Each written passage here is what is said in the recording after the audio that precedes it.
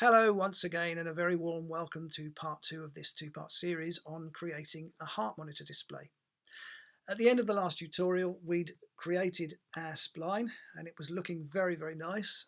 So the next part of the next stage I suppose in the creation of this is to transfer this spline from the background here onto the display and obviously make the background version of it disappear. We can do that straight away by getting rid of the tracer. Okay. So the first thing to do, create a new material, drag it over here and we'll call this trace. Place that on our display there. Just get everything back in the middle I think so we can see what we're doing. Okay, open this up.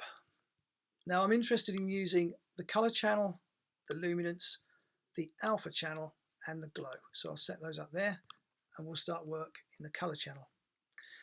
So in the texture, we're going to come down to effects and we're going to choose spline.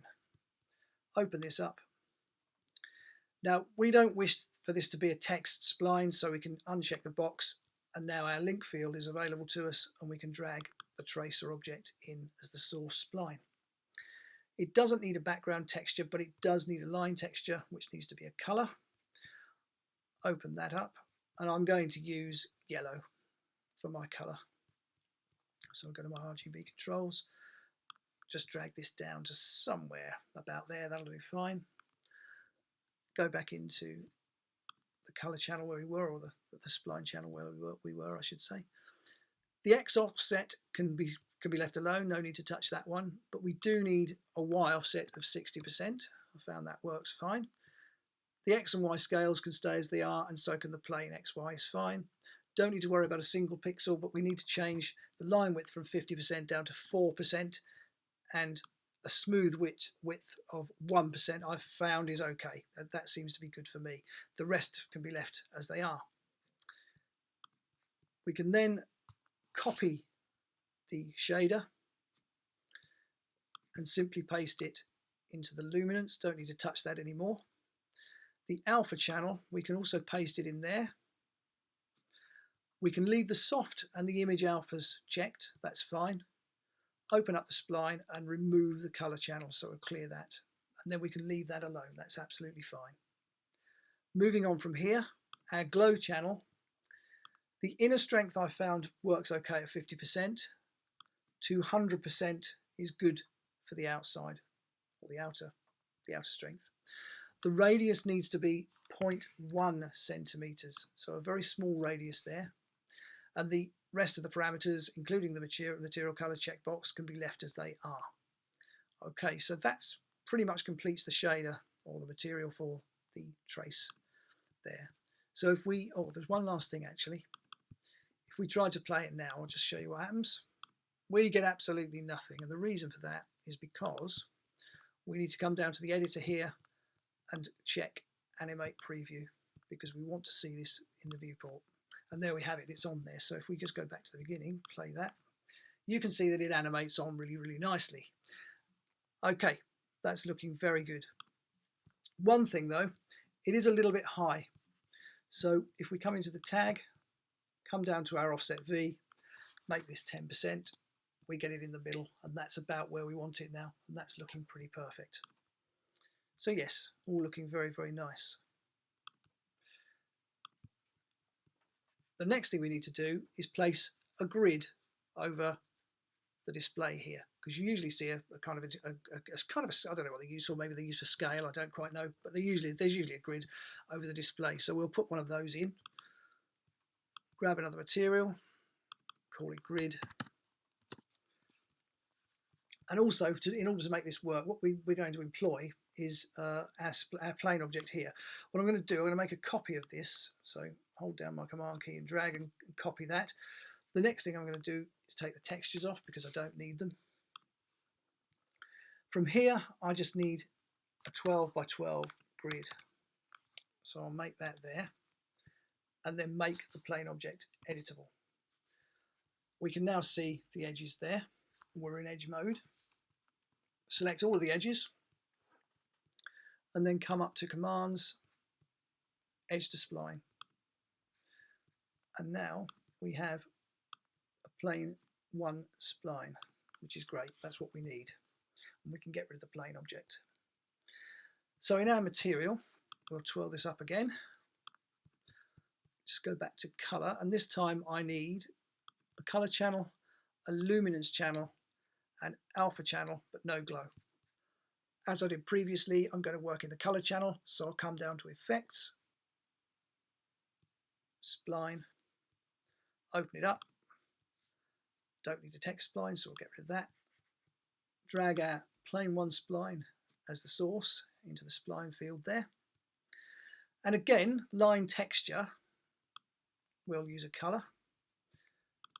This time we'll use a blue color. So what we'll do is take that down there and take this down to somewhere around 150, 153, somewhere there will do nicely for the color. That'll be a nice color to use with the yellow. Come back out of here. Now this time, the offset here can be left as well. In fact, none of these need to be changed. None of the offsets or the scales need to be changed. They're absolutely fine the way they are. The line width, I'm going to use single pixel this time, and that will be fine. And we can leave everything else exactly as it is. It places it down in this corner here, but don't worry about that. It will work fine. We've got a little bit more work to do, and we'll sort that out. In our luminance channel, I need to go back there actually and just copy my shader again. In the luminance channel, just copy and we'll paste it in. That's done. And then finally the alpha channel, once again, paste it in. Leave the soft and image alphas checked. And in the spline, remove the color so that we just get white there. That's absolutely fine. And everything else can stay the same. So that pretty much completes that. And that's overlaid on top of there, or it will be overlaid on top of there.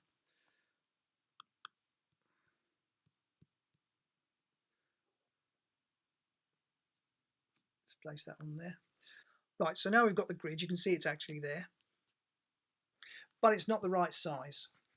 So in the tag, we need to change the lengths of the U and V values here. And they need to be 399 and 399. And we also need to just make sure that we're getting this correct. Just go back to the beginning, render that out, see what we get. Okay, so they're not quite right, are they? So let's see where we are from here. We just need to do some moving, I think. So we can move that back down. Offset that by 100, just 101. That should do fine. Let's just see what we're getting there, just to make sure that we're getting something that works. I don't know. Yeah, we are. We're actually getting the grid. Probably 100 should do fine for that, I think. Let's just render that out again. Yeah. Now it's interesting. As you can see, we only get 6 squares. We don't get 12, even though we were using a plane that was actually 12 squares by 12 squares. We only get 6 in the grid. I don't quite know why that is. There probably is a logical reason for it somewhere, but it's interesting. So it looks absolutely fine, though. That's the most important thing. Okay. Right, so if we just play this through now, we can see that it's looking good. Let's just render that out a mo. Yep, and you can see that the grid is actually overlaid over the top of the actual display for the heartbeats there, which is nice. That's looking good. So that's exactly what we want it to look like. Let's just go into this grid texture here. Let's have a quick look, see what we're doing, see if we can get it a little bit nicer in the editor. What have we got? So texture size, if we say 256 by 256, I wonder if that will help, or if we can make it 1024. It's probably a bit too big. Just make it a little bit bigger. There we go. Now that's probably better for it because we're seeing all of the grid now in the viewport, which is perhaps a little bit nicer to look at. Yeah, I prefer to see it like that actually. So now if we play, everything's working fine. Yeah, that's looking good. We also need, if I can just, so my tracer, where's my, I need my Expresso, don't I? Right, with this I'm going to display it all the time, so I'm just going to click on here and say show always. That way, even if we click on something else, it will always be there and we can always work with it. So that's good. And now we can play back and we can adjust our speed.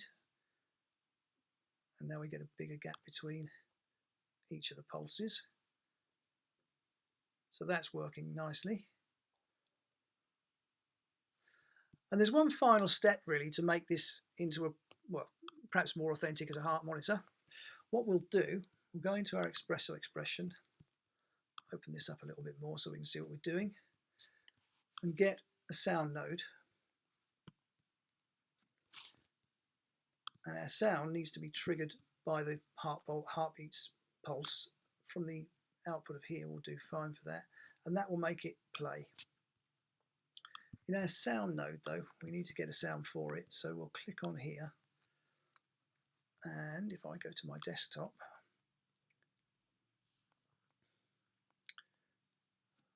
hard drive, and get back to my desktop, I'll be okay. That's where I need to be. And I have a sound hospital heart monitor AF. This is a sound that's from the Logic Pro sample library, so it's perfectly fine to use.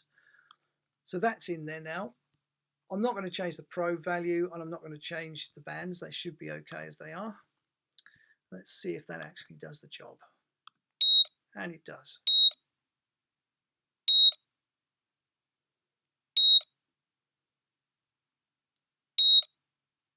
So now we're getting quite a nice heart monitor display with authentic sound effects. We could do a quick render of that, and that's what we're getting. So there you have it. That's a heart monitor display. I hope you've enjoyed these tutorials. It was a lot of fun making them. Some interesting things came out along the way, and yeah, that basically completes the series. So I hope you've enjoyed watching. I've thoroughly enjoyed it, as I say. What I wonder if you could do something else with it. Maybe you could create a multiple display like you see in hospitals with a number of lines going across representing different things. You know, have a go, see what you can come up with. But anyway, keep on enjoying it, keep doing your Expresso, and I'll see you in the next tutorial.